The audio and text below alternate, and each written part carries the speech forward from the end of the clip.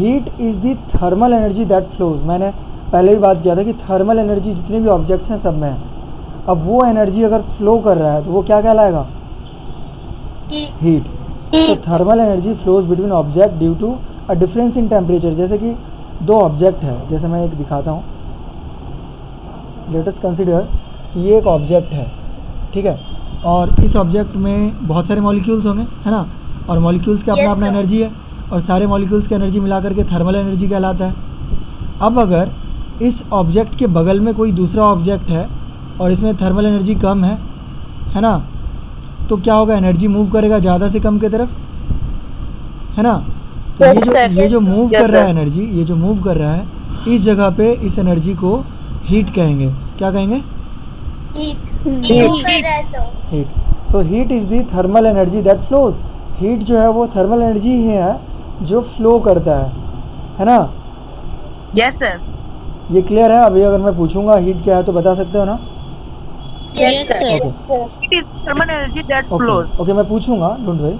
So heat transfer occurs from a region of higher temperature to a region of lower temperature. तो ये बहुत important है, आपको ध्यान रखना है कि हीट हमेशा ना ज़्यादा से कम की तरफ मूव करता है। अच्छा, इसका एक एग्जांपल कोई बता पाओगे? कहीं पे अगर आपने देखा हो ऐसा कि ज़्यादा से कम की तरफ हीट मूव कर रहा हो? Yes sir. बताओ सर। जो धूप में पैन होता है सर, उस पे अगर हम लोग चाय बनाते हैं तो सर उसका हैंडल भी गर्म हो जाता है। एग्जैक्टली, बहुत बढ़िया प्रियांशु। अगर हम लोग सस्पेन में चाय बना रहे हैं तो उसका जो हैंडल है वो गर्म हो जाता है। इस वजह से अभी जो चाय बनाने वाला आता है उसमें प्लास्टिक का या फिर बैकेलाइट का, मेलामाइन का कुछ प्लास्टिक रहता है। रबर का कौन सा प्लास्टिक रहता है ये तो पता ही होगा ना। प्लास्टिक पिछले चैप्टर में पढ़े हम लोग। Yes sir. Thermosetting plastic. Okay, so वो पूरा खंड की तरफ हीट रहता है। हाँ, तो हीट जो है ज़्यादा से कम की तरफ ट्रांसफ़र होता है। जैसे भी हम लोग कुछ भी बनाते हैं किचन में तो हमें दिखता भी है ना। जैसे मैंने बताया कि अगर चाय बन रहा है तो चाय का हैंडल क्यों गर्म हो रहा है? क्योंकि वो अटैच है उससे, इस वजह से गर्म हो रहा है। एक नॉर्मल एग्जांपल, अगर हम लोग कुछ सब्ज़ी वगैरह बनाते हैं तो उसमें हम लोग जब डालते हैं वो करछुल या क्या कहते हैं उसे, तो वो भी गर्म हो जाता है। तो जस्ट बिकॉज कि हीट जो है वो ज़्यादा गर्म था और जो कम गर्म है उसकी तरफ वो ट्रांसफर होता है, उससे अटैच भी है, इस वजह से, ठीक है ना। तो हीट जो है वो ट्रांसफ़र होगा region of higher concentration to the region of lower concentration, higher से लोअर की तरफ। जहाँ पे ज़्यादा हीट है वहाँ से वो फ्लो करेगा कम की तरफ। एक और बात, सर्दियों में हमें सर्दी क्यों लगती है? अब कोई कहेगा सर ये कैसा क्वेश्चन पूछ रहा है, सर्दी है तो सर्दी लगेगी, लेकिन इसमें फैक्ट है, इसमें फैक्ट है। सर लो टेम्परेचर रहता है। और गर्मियों में हमें गर्मी क्यों लगती है? रीज़न है इसके पीछे। तो हमारा बॉडी टेम्परेचर जो है वो कांस्टेंट है, वो फ्लक्चुएट नहीं करता। वो 37 डिग्री सेल्सियस है तो उसी पे रहता है, वही 37-30, थोड़ा बहुत फ्लक्चुएट होता होगा बट ये कांस्टेंट है, ये ज़्यादा फ्लक्चुएट नहीं होता। बट हमारा इन्वायरमेंट जो है वहाँ पे टेम्परेचर बहुत फ्लक्चुएट करता है। सर्दियों में टेम्परेचर जो है वो 10 डिग्री 15 डिग्री तक आ जाता है ना। यस। तो अब अगर 15 डिग्री टेम्परेचर है बाहर, if environment temperature is 15 degree and our body temperature is still 37 degree, तो क्या होगा? ज़्यादा से कम की तरफ हीट का ट्रांसफ़र होगा। हमारी बॉडी से टेम्परेचर जो है वो रिलीज़ होगा आउटसाइड। तो हम लोग अपना बॉडी हीट को बचाने के लिए कान को झाँप के रखते हैं, पैर को झाँप के रखते हैं, है ना। वी यूज़ स्वेटर्स, हाँ, वी यूज़ स्वेटर्स वगैरह। और हम लोग पढ़े हुए हैं स्वेटर के बारे में कि it act as a insulator, because air जो है वो ट्रैप हो जाता है स्वेटर्स के मॉलिक्यूल्स, मतलब ऊल के मॉलिक्यूल्स के बीच में, और जिसकी वजह से एक इंसुलेशन क्रिएट हो जाता है हमारे बॉडी और इन्वायरमेंट के बीच में, जिस वजह से हमारा बॉडी हीट जो है वो रिलीज़ नहीं होता है इन्वायरमेंट में, है ना। समझ रहे हो ना। तो हीट जो है ये बहुत इंपॉर्टेंट कंसेप्ट है हीट का। It always transfer from higher concentration to the lower concentration, जैसा कि पानी में होता है। So that is why heat flows from the one object to और medium to another only when it is warmer than other. अच्छा, वैसे अगर मैं बताऊं कि एक ऑब्जेक्ट को मैं गर्म करके ले आया, दूसरा ऑब्जेक्ट गर्म नहीं है, और उस गर्म ऑब्जेक्ट को दूसरे ऑब्जेक्ट में टच कर देंगे तो दूसरा ऑब्जेक्ट भी थोड़ी देर में गर्म हो जाएगा, ये बात पता है? Yes sir. हाँ, हीट ट्रांसफ़र होगा, सिंपल सी बात है। सो दी हीट फ्लो, ट्रांसफर का, लेकिन सर जितना देर में होगा उसमें तो थोड़ा सा ठंडा हो हाँ जाएगा। ठंडा हो जाएगा। और वो ट्रांसफ़र कब तक होगा ये पता है ना? ट्रांसफ़र तब तक होगा सर जब तक जब तक दोनों का गर्म होगा। टेम्परेचर दोनों, जब गर्म है। नहीं जब तक, जब गर्म हो जाए। जब तक दोनों का टेम्परेचर एक समान ना हो जाए yes Priyanshu you are correct, जब तक दोनों का टेम्परेचर बराबर ना हो जाए। बराबर ना हो जाए। Yes, the flow of thermal energy can be compared with the flow of water. तो थर्मल एनर्जी का फ्लो हम लोग वाटर से कंपेयर कर सकते हैं, वाटर भी फ्लो होता है ना ज़्यादा से कम की तरफ, yes sir, yes sir. Sir. है ना? तो water always flow from higher level to lower level. तो पानी हमेशा ज़्यादा से कम की तरफ फ्लो करता है ना? सर। अब मान लो Yes, अगर sir. हमारे छत पे 2 टंकी लगा हुआ है यस सर। है ना? हाँ और है सर, हाँ लगा हुआ है सर। हाँ, तो उसमें हम लोग देखेंगे अगर पाइप से कनेक्टेड है दोनों टंकी, सर इक्वल पानी जाता है। यस दोनों हाँ, टंकी अगर equal पाइप जाता है। पाइप से कनेक्टेड है ना, तो हमेशा पानी हमें दोनों में इक्वल ही दिखेगा नीचे। अगर एक को अगर हम लोग बंद कर दें, अगर इस कनेक्शन को बंद कर दें तो एक में ज़्यादा हो जाएगा, एक में कम हो ज्यादा, एक जाएगा। में कम। अब और एक में कम हो जाएगा। जैसे ही कनेक्शन खोलेंगे तो इस तरफ से पानी मूव करने लगेगा दूसरे टंकी में। ऐसा क्यों होगा? सर एक connection है। ताकि सर क्योंकि दोनों को कनेक्शन ना है सर। हाँ नहीं सर, कनेक्शन दोनों नहीं है, connection से- कनेक्शन की वजह से सर, नहीं, वो क्योंकि हाई- ये हाई वाटर कंसंट्रेशन पे है, ये लो वाटर कंसंट्रेशन पे है, तो हमेशा सर। वाटर जो है वो मूव करेगा ज़्यादा से कम की तरफ, ये रीज़न है। ठीक है, yes sir. Okay. Yes sir. So you can consider that thermal energy as a water, it also flows similarly like that. So similarly thermal energy always flow from a region of higher temperature to a region of lower temperature. ये clear हुआ सभी को? Yes sir. Okay. And the flow of thermal energy will continue until the temperature of two object becomes equal.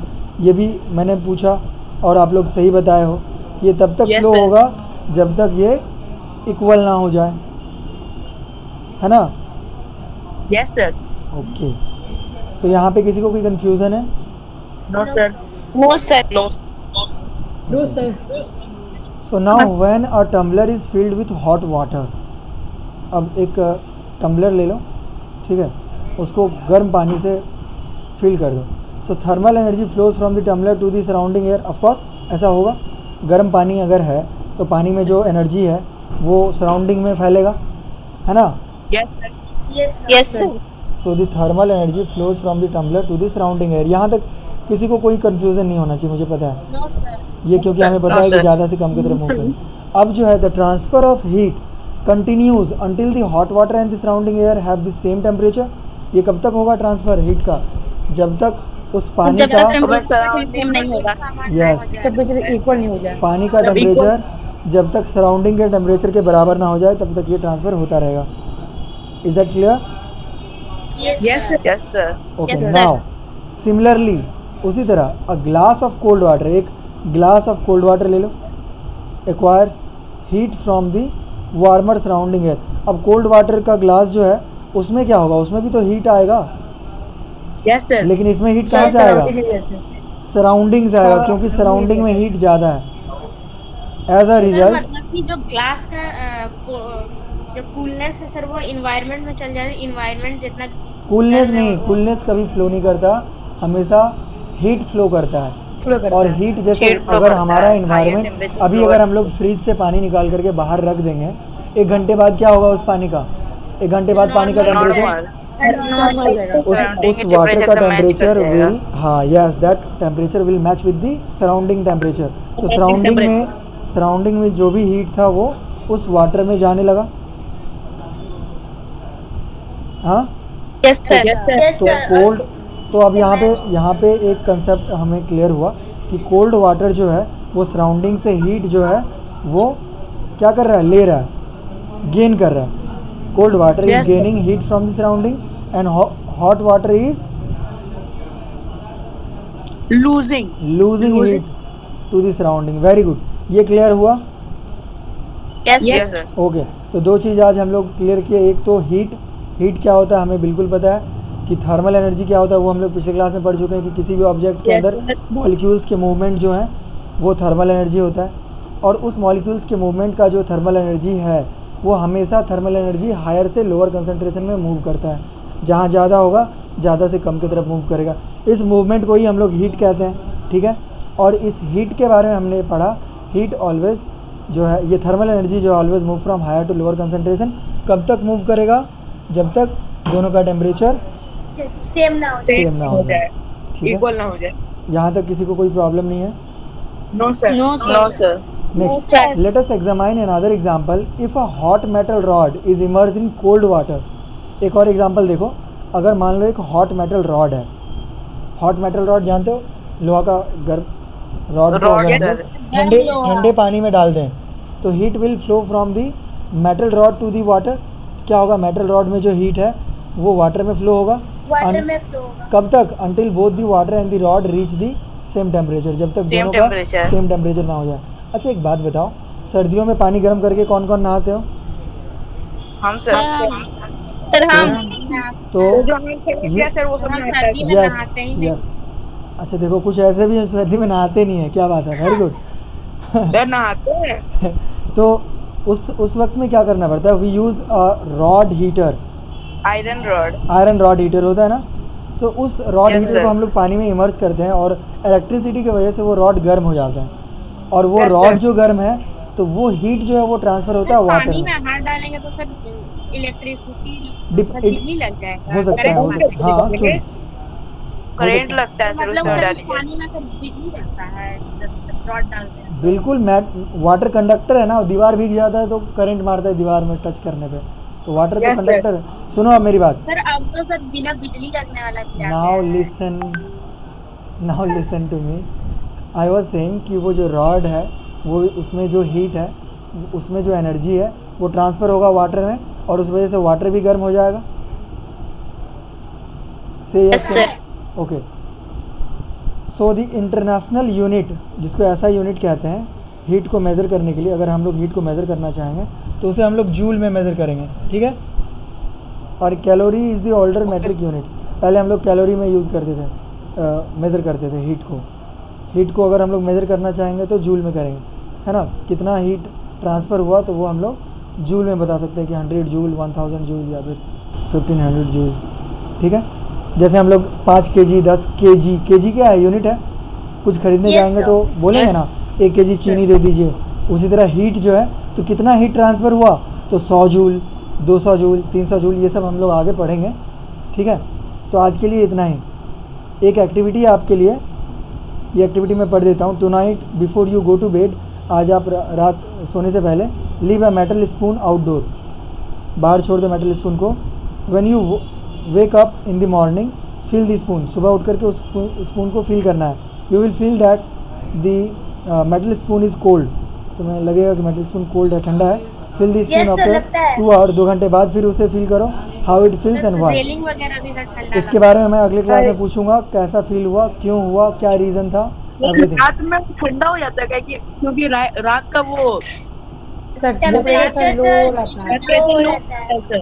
और Yes. सुबह में temperature कम हो जाता है। सुबह में Yes. टेम्परेचर सर अगले क्लास में हम लोग डिस्कस करेंगे ये, आप पहले ये करके देखो, ठीक है। आज हम लोग पढ़ लिए हीट के बारे में, हीट के फ्लो के बारे में, and Yes, sir. Finally we are knowing about the thermal energy.